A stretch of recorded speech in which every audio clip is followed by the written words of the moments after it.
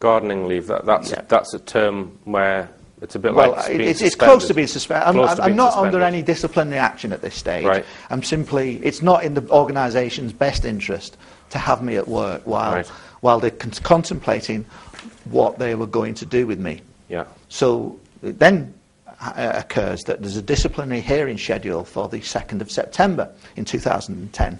Yeah. So from the last time I have contact within the organisation itself is the 12th of July, and then I'm on leave for 3 weeks. Then, gardening leave. So, and then you were asked to go to this hearing. Appeal. This disciplinary hearing. Disciplinary hearing. Yes, where I've already been notified that there's a potential that I could be dismissed. Right. Okay. So, tell us what happened when you went to this disciplinary hearing. Yes, I went alone.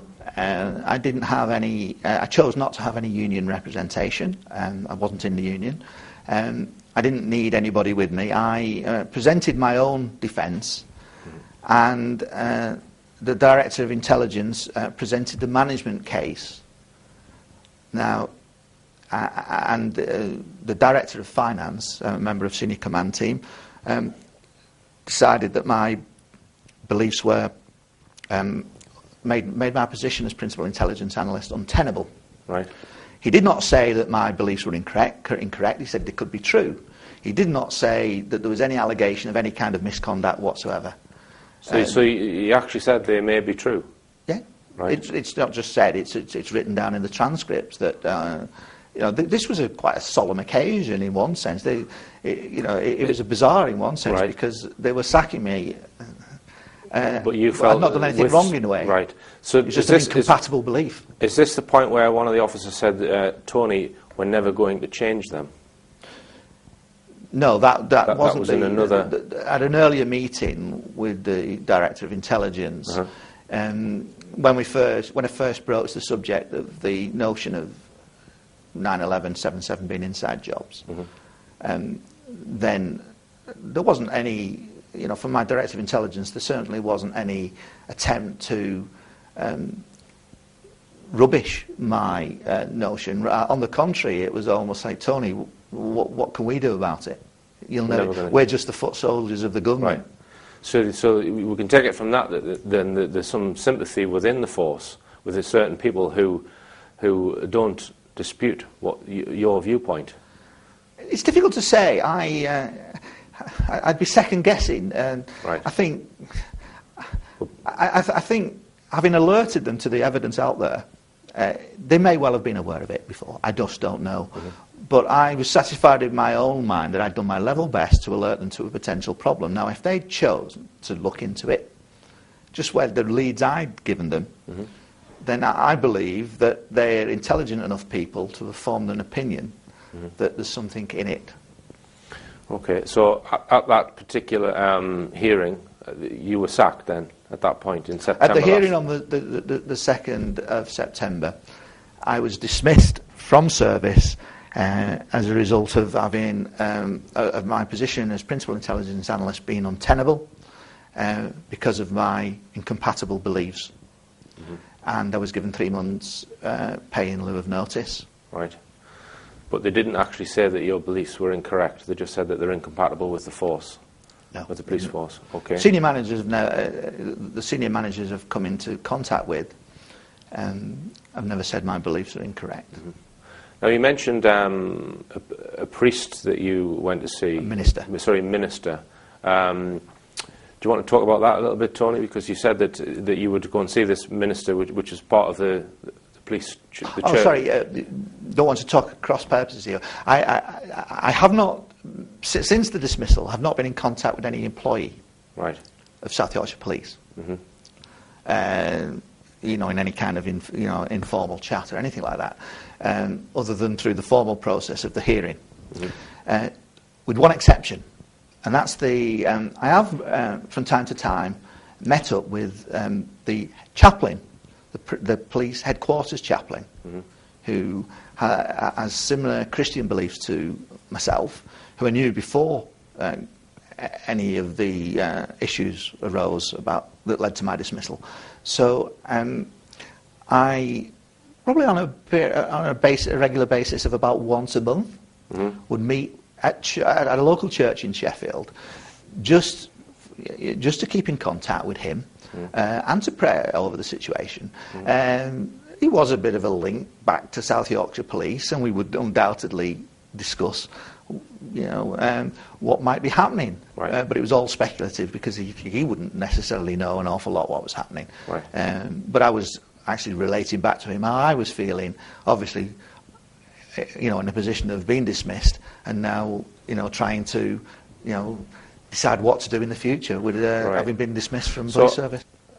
Does that take away any of your pension rights, the fact that you're dismissed in that way? Yeah, there's been an actually calculation, a preliminary one, based on how it will affect my pension at the age of 66. And the initial report that came out that was presented in front of the judge to consider was of the order of £140,000. That was on the assumption that I would be in paid employment by now. But you've not lost any pension that's already been accrued? No, in a way that's frozen. That's frozen, right. Yeah. So you've lost potential pension earnings for the future. That's right, yes. Right, yes. Okay. So you decided to fight this decision then, Tony? Yeah, I mean, I'd always... initially, I didn't want to appeal. But it was bizarre, really, because at the appeal hearing, I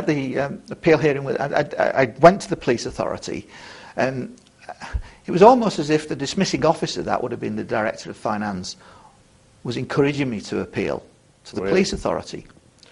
So they acknowledged that I'd more or less said, look, I will not appeal. If you feel there's need to sack me, so be it.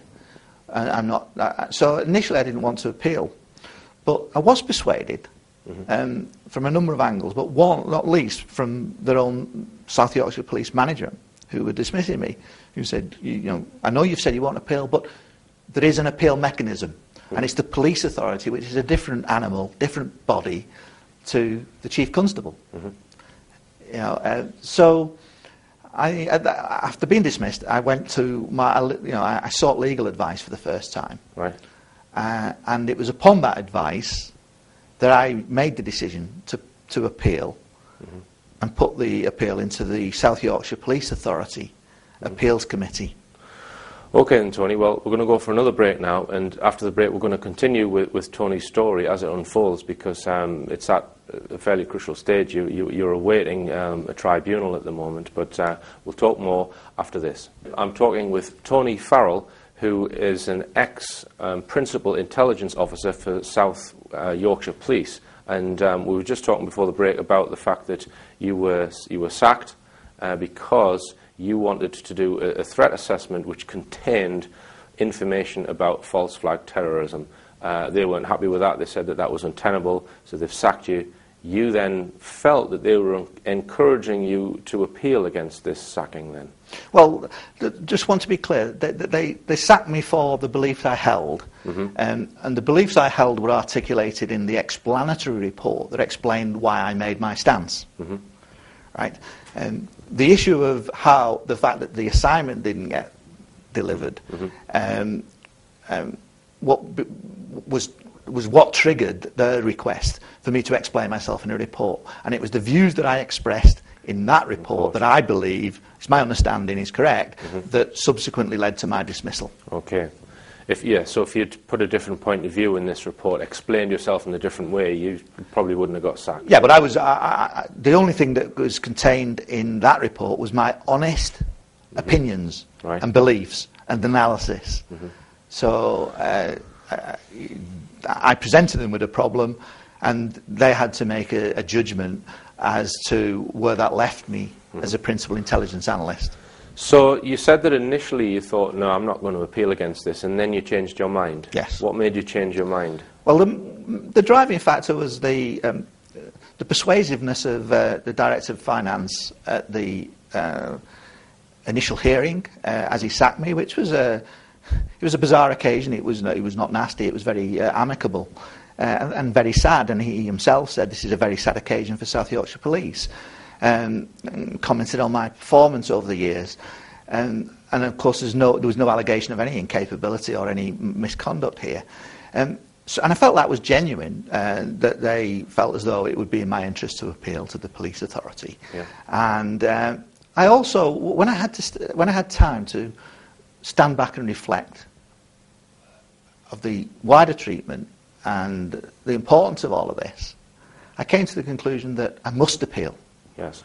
So it's important for the truth movement, you think?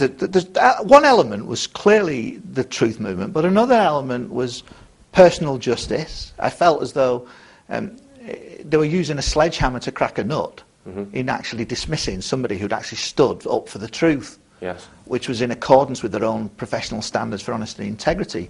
So I felt as though wrong had been done to me, but this was more important than Tony-Farrell. There was wider issues at stake here. We were talking about corruption in the highest places of a monstrous kind. Therefore, the more I became involved in this case, and for all sorts of other reasons, some of which were to do with my calling, my Christian calling, my religious beliefs, I felt compelled to make this stance. My conscience told me I had to make this stance. So there was an element. You mentioned the 9th commandment. Thou shalt not false witness against one's neighbour. Yeah. But there were other compelling. At the time, I had deep spiritual Christian faith, and that I felt that there was a calling here to stand up and be counted, stand up for the truth. So that was what has given me great strength and the courage to actually make that stance, knowing full well that it could harm me. It could, I fully, when I made this stance, I was fully aware of the possibility of job loss. It's affected I've had to sell all my shares in a business I had. So it's been considerably harmful in terms of my personal financial security. Yes. Now you submitted, because this document, which is a religious philosophical belief statement of Anthony Farrell. So it's some document. This is your argument basically for stating your beliefs. Right. And tell us. Well, I appealed it to the Employment Tribunal. Sure. And there were two issues for the judge to determine initially. Whether this was potentially an unfair dismissal, and whether this was a discrimination on grounds of my beliefs.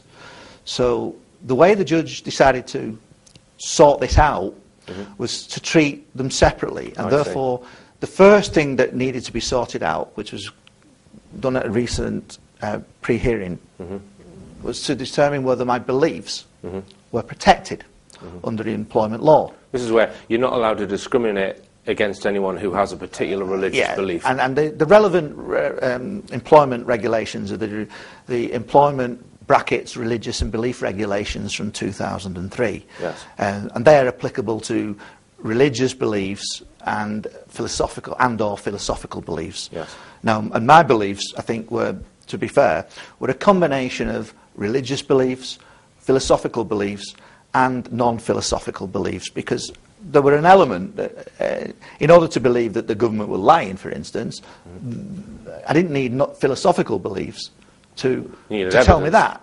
But in the wider strategic threat, there were elements where I was saying we have a satanic ideology here that's underpinned by the New World Order, and that can be drawn from biblical prophecy. That, in essence, is all prophesied.